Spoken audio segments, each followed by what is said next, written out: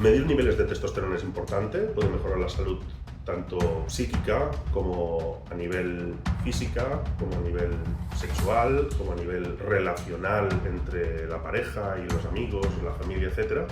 Así que veo un gran potencial ahí de mejora de tu vida en general y la de tu entorno.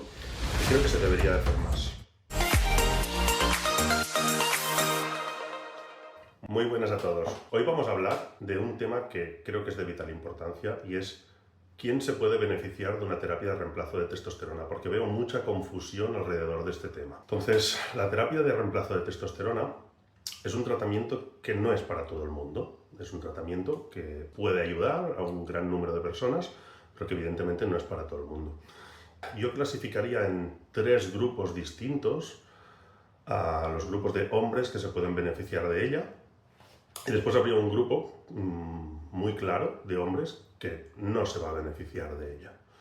Y está muy bien que lo sepamos para saber si somos candidatos a ello o no lo somos. Nos tendríamos que basar sobre todo en los baremos de la testosterona, ¿no? Y entendemos que son unos baremos para personas mayores de 30 años, unos baremos adecuados. Tener la testosterona entre 350 nanogramos de decilitro y 1000 nanogramos de decilitro como rango de la normalidad, que como veis es muy amplio y por tanto muy variable entre las personas. Tendríamos que englobar esos tres grupos en aquellas personas que cumplen criterios de las guías clínicas, que sería tener la testosterona en menos de 350 y tener síntomas sexuales relacionados con ello, como serían falta de líbido, falta de erección y disminución de las erecciones matutinas. Y ese sería el grupo que está indicado según las guías, ¿no? Tener dos valores de testosterona inferior a 350 y que además hay síntomas de tipo sexual. Ese sería el grupo 1, que se puede beneficiar de una terapia de reemplazo de testosterona. Aclarar también que si tenemos menos de 30 años, yo no sugiero esos baremos, sugiero lo que dice un metaanálisis hecho en personas de menos de 45 años, creo que el único estudiando este tema de forma amplia, corregidme si me equivoco, y en ese metaanálisis se puede ver que baremos inferiores a 410 nanogramos de decilitro en menores de 30 años ya serían indicativos de testosterona deficitaria. Entonces, grupo 1, pacientes que cumplen los criterios de las guías clínicas, que serían pacientes con testosterona deficitaria, por tanto, menos de 30 años, menos de 410, más de 30 años, menos de 350, y síntomas sexuales compatibles con ese déficit. Grupo 1. El grupo 2 sería pacientes dudosos, ¿vale? Y ahí se engloban muchos. Esos pacientes dudosos son pacientes que quizás sí tienen valores inferiores a esos límites de 350 o 410 según la edad, pero que sus síntomas no son claros y las guías solo indican que lo tratemos en síntomas claros y, según las guías, solo sexuales, ¿vale? Aunque hay muchos otros. Y después, dentro de este mismo segundo grupo de casos dudosos, habría aquellas personas que no tienen un valor bajo de testosterona según las guías, o sea, están un poco por encima de 350 o de 410 según el baremo de edad. Pongamos que tienes una persona de 50 años y tiene 380, que no entra en ese grupo, pero que sí tiene síntomas claros, ¿no?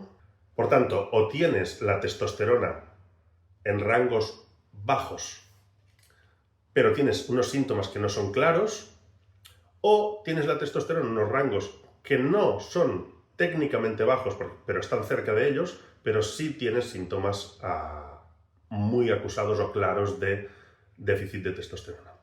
En estos dos grupos son casos dudosos y lo que podemos hacer es una prueba terapéutica de terapia de reemplazo de testosterona.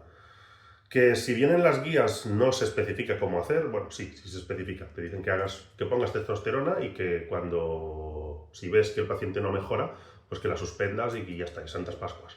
El problema es que ahí no tienen en cuenta un tema, y es que si pones testosterona y no proteges con HCG, probablemente cuando lo suspendas la persona puede quedar hipogonádica y ya no poder suspender esa TRT. Y eso es un aspecto que tenemos que tener en cuenta. En cualquier caso, no es el objeto de este vídeo explicar cómo hacer eso de forma correcta, pero ya tendríamos dos grupos de pacientes, los que cumplen las guías y por tanto necesitan una TRT, o sea, niveles bajos, síntomas claros.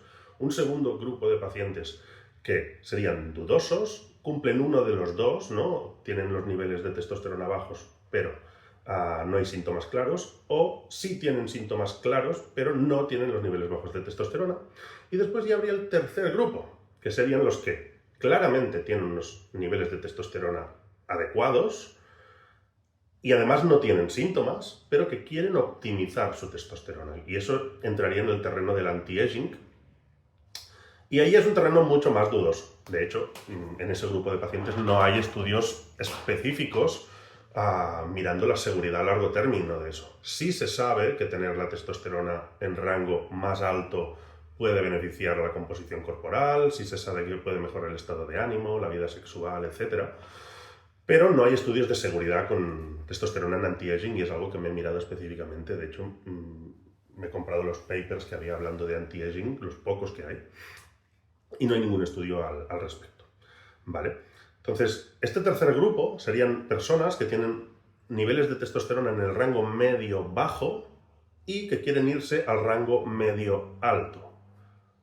¿De acuerdo? Entonces, serían unos baremos de entre menores de 700 y se quieren ir más a la tendencia del 800.000, ¿no? Allí sí podría haber un beneficio. Y digo podría, porque ya os digo que no hay estudios de seguridad a largo término, ni es una recomendación práctica aquí, pero podría tener sentido hacerlo, en especial cuando estamos en torno a los 400, 500, ¿no? Porque ahí sí tenemos un rango importante de mejora, pasando de 450, por ejemplo, a 900, que es doblar la testosterona, y en ambos casos estamos dentro del rango de la normalidad poblacional, al menos.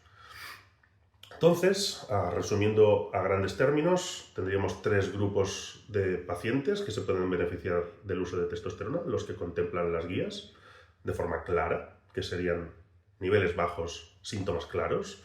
Un segundo grupo, que serían una de las dos cosas, por ejemplo, niveles bajos pero síntomas dudosos, o niveles normales según las guías, pero síntomas claros. Y después tendríamos la gente que quiere optimizar su salud hormonal con anti-aging, que aunque no disponemos de estudios de seguridad a largo término, sí podría ser una ayuda importante de cara a su mejora de la composición corporal, al estado de ánimo y a su vida sexual, por decir algunos de ellos. También a la salud metabólica.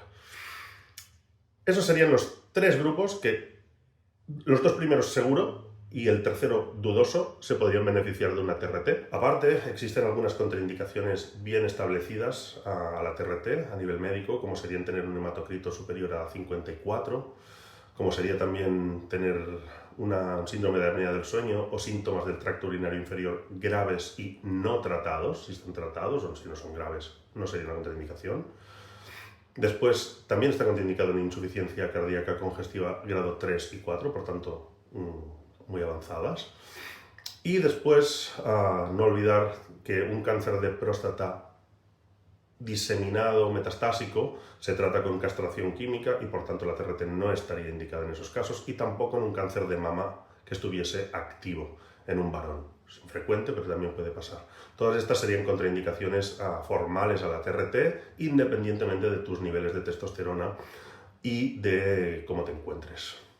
Y después habría un cuarto grupo que seguro que no se beneficiará de una TRT y que me viene mucho a la consulta y que este vídeo también va dirigido a ellos, y es aquellas personas que ya tienen la testosterona en un rango medio-alto, pongamos de 700 para arriba, ¿no? O de 650 para arriba, que allí el rango de mejora es mínimo, no tiene sentido asumir un tratamiento crónico y yo no veo motivo para poner una TRT en esos pacientes. Te viene una persona con 800 de testosterona y te pide hacer TRT, no tiene sentido, porque como mucho le vas a subir 200 nanogramos de cilindro, o sea, del 800 al 1000, pero claro, estás poniendo un tratamiento que ya va a ser en gel o inyectado de forma diaria o día sí día no, o inyecciones importantes cada 8 o 12 semanas, y que allí no veo el sentido de hacerlo y que yo no lo indicaría, ¿de acuerdo? Entonces, creo que estos aspectos son muy importantes, creo que tenemos que tenerlos todos en cuenta. Los niveles de testosterona en hombres empiezan a disminuir a los 40, por tanto, no estaría mal al menos tener un control a partir de entonces para irlo viendo cómo evoluciona. Y tampoco vería mal verlo con anterioridad alguna vez, porque también hay casos de testosterona baja en jóvenes. De hecho, hay estudios al respecto y se habla de un grupo importante de pacientes que se podrían beneficiar. Por tanto, medir niveles de testosterona es importante, puede mejorar la salud tanto psíquica como a nivel física, como a nivel sexual, como a nivel relacional entre la pareja y los amigos, la familia, etc. Así que veo un gran potencial ahí de mejora de tu vida en general y la de tu entorno, y creo que se debería de hacer más, ¿de acuerdo?